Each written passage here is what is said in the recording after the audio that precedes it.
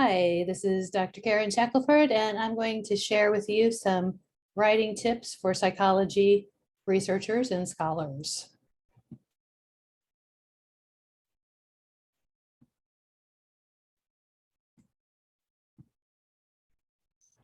So these are general tips. I'm going to give some broad strokes, and then I'm going to give some tiny specifics and little things that I've seen over the years in grad students' papers. For the broad strokes, keep in mind that the most important thing you're communicating in your research paper is your argument. You're arguing that something is a certain way. Now, in a class paper, a seminar paper, you may just be not so much arguing, it's an argument, but it's a subtle argument that your scholar that you're writing about has made a contribution to the field.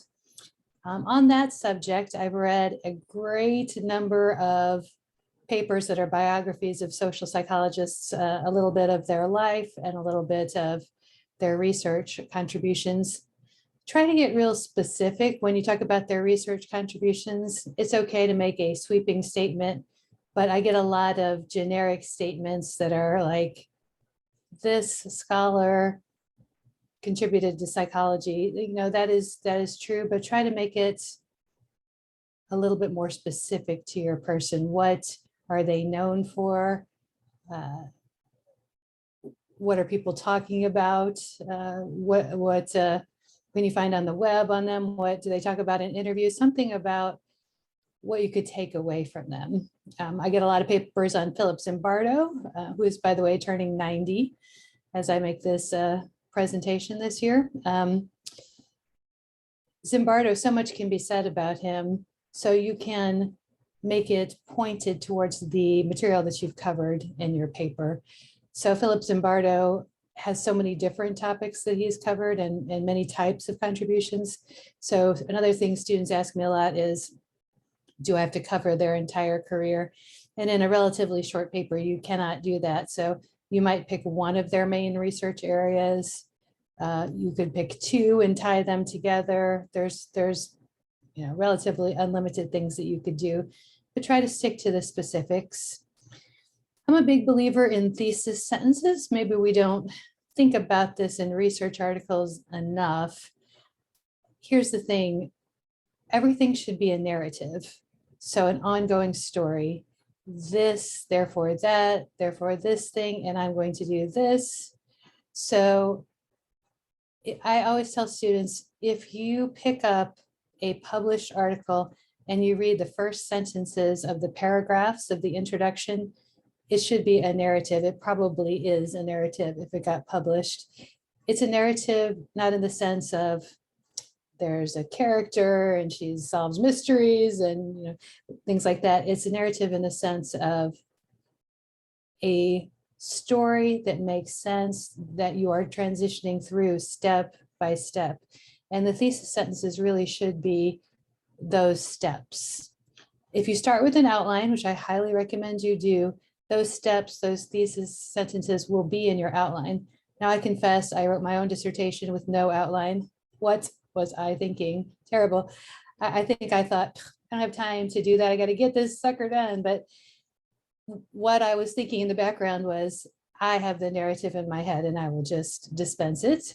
And that's okay, but it's not as good as it would be if you thought through what those steps were. I don't know about you, but I have a tendency to go on and I might flow in some direction if I'm just keeping the narrative in my head. Whereas if I've written it down, I am more likely to realize, okay, I don't need to go in that direction, especially with a research article where you're writing about empirical data. You have to ask yourself, what literatures am I covering, what pieces as they relate closely to my central argument, and what things are more far afield. We often get drawn into them because they're interesting. I am certainly guilty of this. To tell you, I can look back at some published papers of mine and think an outline would have really served me in this situation, because I did go off in too many different directions. And then other papers I'm proud of because I didn't. I stuck tight to the argument. Really try to do that. So that first sentence should be a true thesis, the main idea, the gist, the next step in the narrative. Try not to have a first sentence that has too many sort of reference in it. It just refers back to something you were talking about in the last paragraph. It should really pretty much stand alone. It shouldn't be something where there's a dangling reference to that thing I was just saying, that stuff, this, the article, stuff like that. I have a reference later in this talk that refers to the book that this next little quote comes from. It's a highly recommended book. I was so excited when a new edition came out. It's called Writing Your Journal Article in 12 Weeks by Wendy Belcher. And even if you're not writing a journal article, if you're writing up a research paper of any kind, it's very valuable. Surface your structure has to do with the fact that there are some instincts we may have in writing. Maybe they come from another profession that we do. Maybe they come to us from other reading that we do.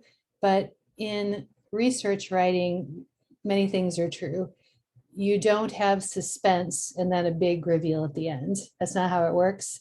I love suspense. I love mystery, but that's not how it works in psychology. Your title really should ruin all suspense right there, because some people will only read your title, and it needs to be in the title for them to know what this is about. It needs to be in the abstract. They should know what happened. There's no more big surprises awaiting. Sorry, I find that disappointing, but I understand, and I do it now. No suspense, no leading up.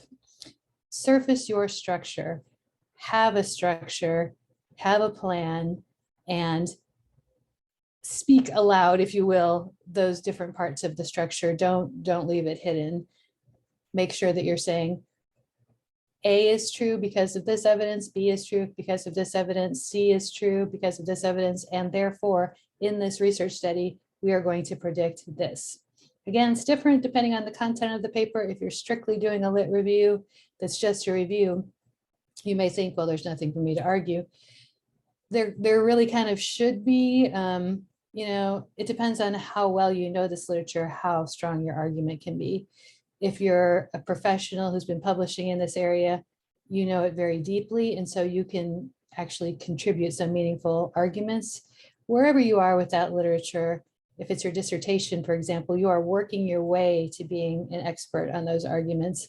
And so you want to have something to say, something to argue that you think is a good point, that are some interesting insights about this literature, certainly what it is that the purpose of this lit review is. There's a great article by Baumeister and Leary that talks about a very in-depth lit review where you're making a real contribution with your lit review. The other side of that, I had a colleague who used to call them book reports. So if a strong lit review really makes contributions to the field, the weaker lit review is a book report in which you just say, other people who are researchers did some stuff, and that's all I'm going to say about it. You don't have anything to add. You want to work your way until having more and more to add, into honoring your own voice and your own thoughts and contributions on that literature. Don't be shy. This refers more to an empirical article, to your dissertation, to a research project than it does to, say, a biography. But you don't want to be shy about what the contributions of your research are. It's like a job interview. You don't come in and say, I'm really not that special. There's nothing that I need to say about myself. They're trying to figure out if they want to hire you. And with your research, they're trying to figure out if they need to read it, or they're trying to figure out if they need to publish it. So think long and hard about when you're creating this study, think long and hard about what the contributions are. Of course, the biggest disease of dissertations is trying to do too much at once. So it's not about quantity, it is really truly about quality. If you have read that literature like a pro and you understand it and you know what pieces are missing and why they're important, that'll get you a long way towards selling why we need to publish this piece you're working on. It's not about quantity, it is definitely about quality. Here are some fine points, smaller things, but still really important that I've noticed over the years. This first one, there's got to be a special prize for this or something. I have done it. So many students do it. It's the APA style formatting of and versus ampersand. So the APA style rule is that in text, you use the word and, like Johnson and A&E Cohen 2021. In the reference section, of course, you use the ampersand, and in references in text, you use ampersand. But it's so ingrained in us, I think, of the shorthand to say Johnson ampersand colon, that we write that in the sentence. I can recall doing that certainly earlier in my career, and I see it so many times. So just check yourself, look for ampersands that are in the prose, in the writing, the sentences of your paper, and try to weed those out. This next piece is really kind of deeper. Maybe it shouldn't be on finer points. It's a style thing, and it's to do with power in your writing. So I read a lot of papers that are for graduate seminars, and in those, the author distances herself from the scholarship. And I think that the primary motive is humility, and or just lack of feeling that you could have anything to say about these published works. Try to distance yourself from that. And really, this goes with my point, grab the reins here. This is about you developing from a student to a grad student to a professional. Professionals grab the reins. They say, I have read this, I understand it, maybe I've done some research on it, and I'm going to tell you that I have something to say about it that I think is valuable, given the whole parameters of psychology research. You need to own that, and you need to jump right into that. A way that we do that is to talk about the ideas and not talk about the nuts and bolts. So with the article we read, that's a thing that you might do in high school or in undergrad, where you're just saying, hey, you gave me this assignment, I'm going to tell you about the article we read. Don't tell me about that. Tell me about social cognition. Tell me about persuasion. Tell me about social influence. Tell me about the de-individuation research. Don't tell me about the article we read. And try to move your way from making references where you start by talking about the reference of the article and then make your way into the ideas. You want to give them credit. I understand that. You want to cite your references, and you will do that. But that's not the most interesting thing about what you have to say. It's much more interesting to say that in a study, the researcher put people in a room with either blindfolds on or they were wearing large name tags. And then you say that Philip Zimbardo did this, and you put the year. But, you know, if you're writing about Zimbardo as a biography, then that is somewhat more justified than in a journal article in which you're reviewing the de-individuation literature. So, you know, it does vary, but try not to say like the paper we read, the article we read in the article, and try to get away from saying, let's say it was Zimbardo 2020. Zimbardo 2020 did this, Zimbardo did it, 2020 found that, Zimbardo 2020 did the other thing. Talk about de-individuation, talk about the ideas, talk about what we know about that. It's the ideas that you want to lead with, and you want to couch the citations behind that. And you don't have to use the voice of the authors. You can use your own voice. This is a somewhat uncomfortable transition between being a college student and then a graduate student and then a professional. You're the voice in question here. You don't have to explain that Zimbardo said things in other papers. I understand that it comes from a good motive, and it's not wrong to do that. I certainly do it sometimes where I lead with the authors. Maybe I decide I'm going to tell a story about the authors particularly. There are choices, but a lot of times what we want to do is lead with the ideas. And I noticed this on my own and sort of tried to learn how to do this more and more over time. When I realized the papers I was reading, those authors were leading with the ideas rather than leading with who did it. And so try not to be so nervous about putting the other authors first. Try to let yourself have permission to put the ideas first. And that puts you more in the mode of you're commenting on this research, you are positioning this research, you're using this research as evidence to argue. You don't have to go through those authors and talk about them as much. Again, there's variations. It's not wrong. It's a transition to being stronger.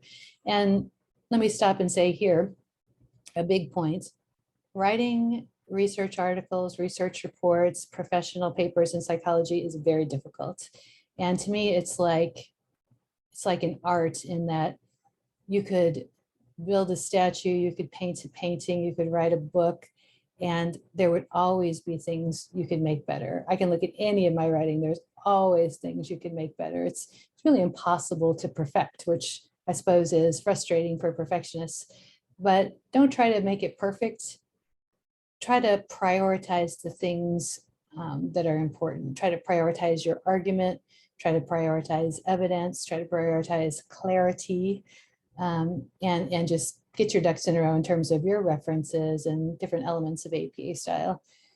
It's not going to be perfect, but you want it to communicate and you want it to be professional, meaning some of the things we were talking about.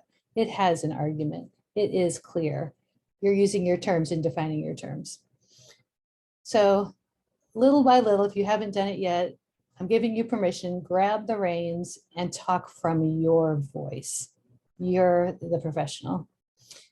So style is part of APA style. I should really teach a whole research skills seminar or something on APA style, because I think it gets a backseat too often. We know that there are some things we have to put in APA style and we kind of look those up, but APA style tells you so many things about what is expected in the field. I'm just grabbing one here and I'm going to say, because it came up recently, you can't use poetic language in APA style. I mentioned that to a friend of mine who's in another field. She said, why, do psychologists not like joy? I said, no, it's not that. It's that we are attempting to do science to be relatively unbiased as we can, or surface our biases. We're trying to stick to the facts as much as we know them and argue for them. So it's not the place to talk about the moon or make all your adjectives begin with an S, or put 7 adjectives in one sentence. That's lovely, but this isn't literature. You can start your paper with a poem that's a quotation and go off from there. You can do whatever you want in a Zoom recording. You can write a blog, but in your research report, yeah, don't start alliteration or something. Any of the tools of poetry, that's not what we're doing here. So in parting, I would give you some things to think about. Stand on the shoulders of giants. It is really difficult to become a psychologist. It's difficult to get any PhD and to work your way into the practice of that field. So you're not alone. You have many colleagues like myself, if I'm your professor, your fellow students who are grad students, mentors, other people that you can consult with.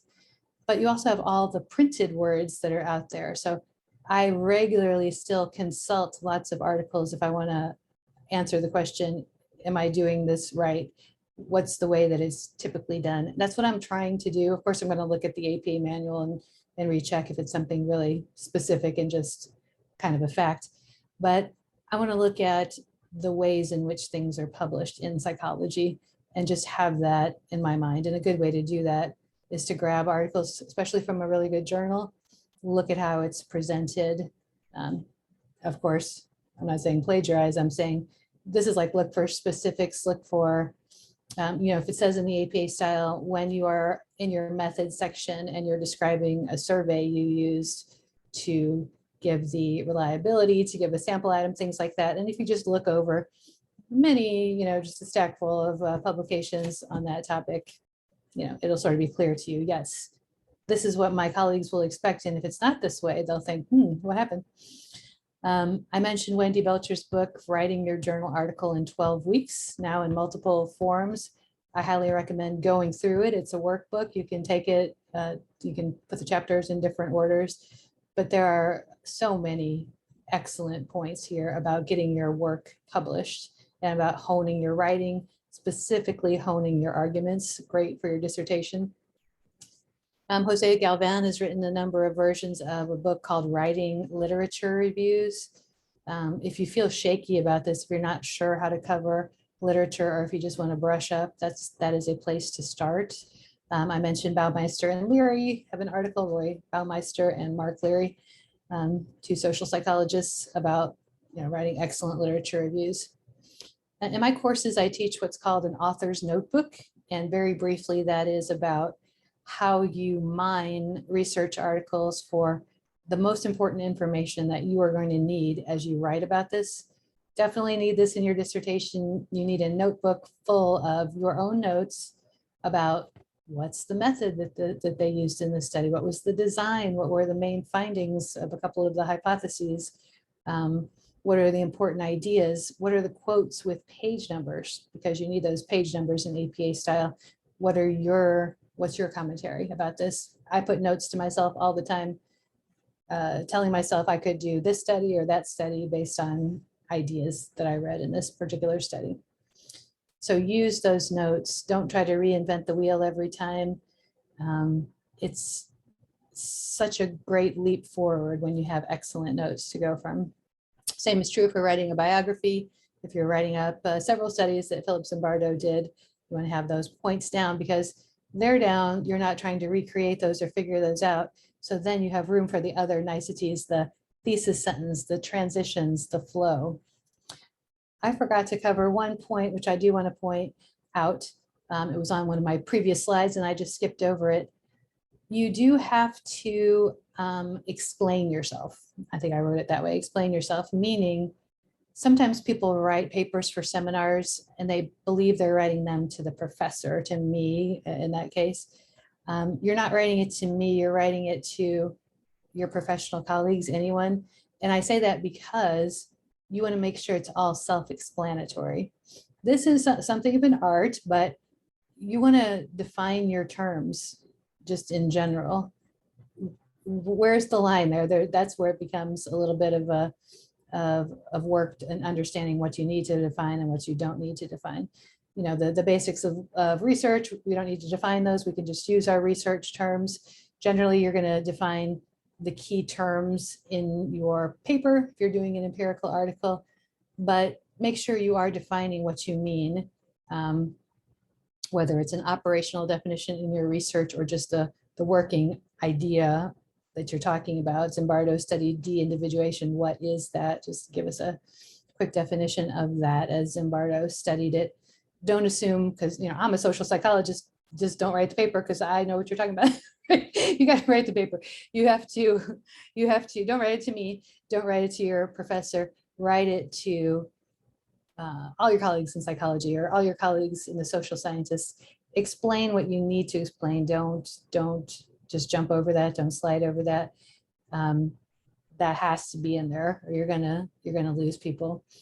Or they're going to be unsure. Maybe there's two different definitions of de-individuation. Which one are you talking about? And things like that. Now, your voice in a research paper, in an empirical article or a professional lit review is formal. There's no getting around that. What you're going for is clarity. You're going for being concise. You're going for power. And one difficult thing, again, that we're all working on over time is the balance between simplicity and complexity. You don't want your sentences to be so complex that it's very difficult to follow them, but you want to have a little bit of complexity in there. Part of that is that boiling it down to the essential and communicating in a relatively concise fashion. So you have to find that balance for yourself. Again, read over published works, see what's a good balance for you as a reader between simplicity and complexity. The type of work we're talking about does make a huge difference. You might write veering more towards simplicity in a book, whereas you might write in a more complex way in a journal article.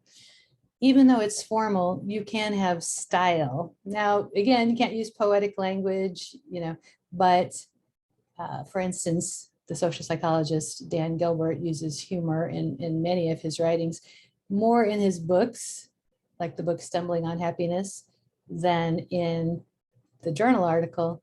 But it's okay. He gets away with a little joke every now and then. If you're not comfortable with that, fine, no jokes, that's totally fine. I don't usually make jokes in a journal article, but it's okay to have a little bit of style, your own style.